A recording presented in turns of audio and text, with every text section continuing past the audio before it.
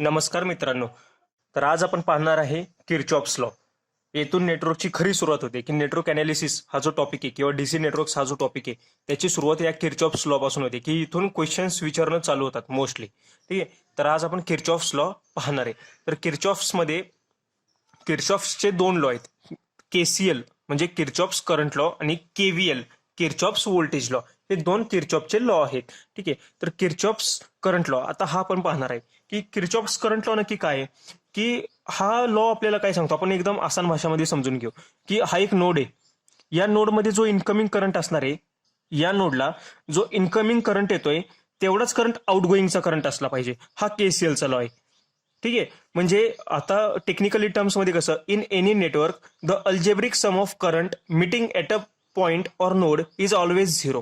म्हणजे या नोडला मिळणारा सर्व करंट ची बेरीज जर केली आपण तर ती झिरो आली पाहिजे. ठीक आहे, आता टेक्निकली आपण पाहून घेऊयात कसं.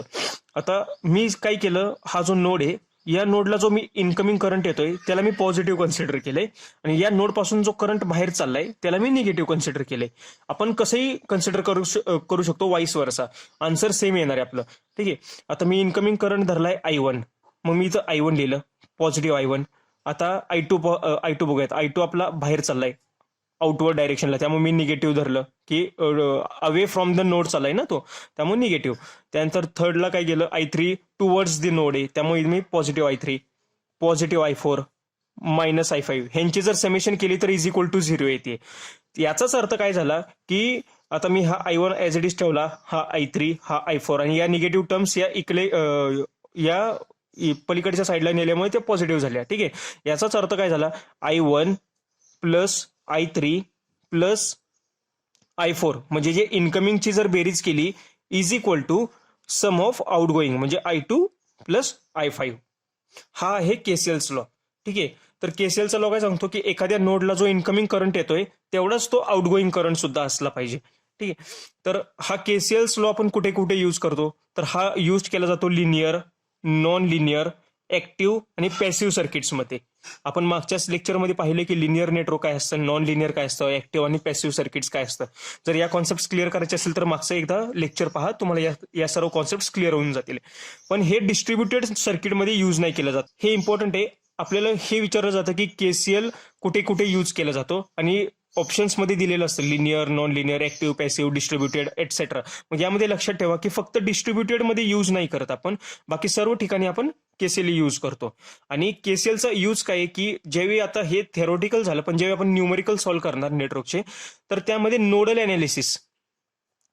अनालिसिसमध्ये केसीएलचा मोस्टली यूज केला जातो.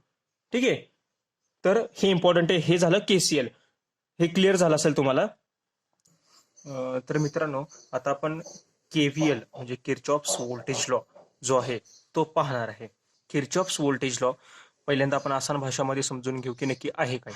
तर किर्चॉफ्स व्होल्टेज लॉ मध्ये काय असतं की जेव्हा एक क्लोज सर्किट असतं किंवा एक क्लोज पाथ असतो, तर त्या क्लोज पाथमध्ये, तर हा तुम्ही पाहू शकता, हा एक क्लोज पाथ आहे.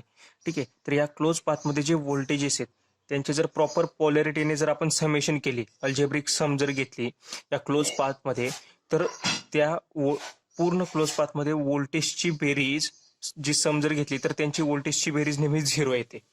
हा आहे केव्हीएल. ठीक आहे, म्हणजे टेक्निकली कसं, algebraic sum of all the voltage around the close path or loop is always zero. आता व्होल्टेज ड्रॉप आपल्याला घ्यायचे समेशन म्हणजे कसं, आता हा आहे व्होल्टेज सोर्स V1, हा आहे एक रेजिस्टन्स, हा आहे एक व्होल्टेज सोर्स, हा पण एक व्होल्टेज सोर्स आहे. ठीक आहे, आणि हा एक क्लोज पाथ आहे, एवढं तर समजलं. आता यातून एक करंट फ्लो होणार आहे असा, आपण करंटची डायरेक्शन एक अज्युम केली, ही अशी डायरेक्शन आपण अज्युम केली करंटची. ठीक आहे, तर पहिल्यांदा आपण काय करणार आहे, या सगळ्यांच्या या प्रत्येकाच्या अक्रॉस एक व्होल्टेज ड्रॉप होते, तर त्या प्रत्येक व्होल्टेज ड्रॉपची आपण बेरीज करणार आहे आणि ती बेरीज ही आपली झिरो आली पाहिजे, त्यांची समेशन अल्जेब्रिक सम आपली झिरो आली पाहिजे.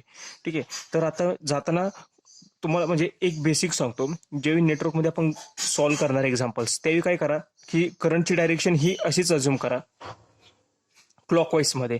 ठीक आहे, आणि ज्यावेळी करंट फ्लो होतो त्यावेळी तो पॉझिटिव्ह टर्मिनल मधून पहिल्यांदा फ्लो होईल याची एक खात्री घ्या आणि करंटचा जो एंटरिंग टर्मिनल असणार आहे तो पॉझिटिव्ह कन्सिडर करा. आणि म्हणजे रेजिस्टन्सचं सांगतोय तुम्हाला, ठीक आहे. आणि जो ज्या पॉईंटमधून करंट बाहेर पडेल तो निगेटिव्ह कन्सिडर करायचा. आता हा व्होल्टेज सोर्स, या व्होल्टेज सोर्समधनं करंट असा I1 आला, हा आय इकडे आला, तर हा करंट आपला क्लोज पाथमध्ये असा फिरतोय, ठीक आहे. तर इकडून आपण कन्सिडर करू V1 ला. इथं पहिल्यांदा कोणतं टर्मिनल दिसतोय आपल्याला? निगेटिव्ह, त्यामुळे इथे -V1 लिहायचं. पुढे गेल्यानंतर इथं कुठला दिसतोय आपल्याला? पॉझिटिव्ह V2, हा पॉझिटिव्ह V2. इथून पुढे गेल्यानंतर पहिला कुठला टर्मिनल आहे? V3, positive V3. आणि इथून गेल्यानंतर पुढे -V4, हा -V4. आणि इकडून हा हे झाले, मग इज इक्वल टू 0. तुम्ही परत एकदा चेक करू शकता की हा करंट असा फिरून असा येतोय, ठीक आहे ना, असा. मग या खालून येतोय, त्यामुळे इथं -V1 दिसतोय, म्हणून इथं पहिला -V1 आलाय, ठीक आहे. एवढ्या गोष्टी क्लिअर झाल्या. आणि इज इक्वल टू आपण 0 करणार. मग आता आपण काय केलं, यातलं पॉझिटिव्ह आहे तसं ठेवलं, हे निगेटिव्ह या साईडला राईट साईडला गेल्यामुळे ते पॉझिटिव्ह झाले.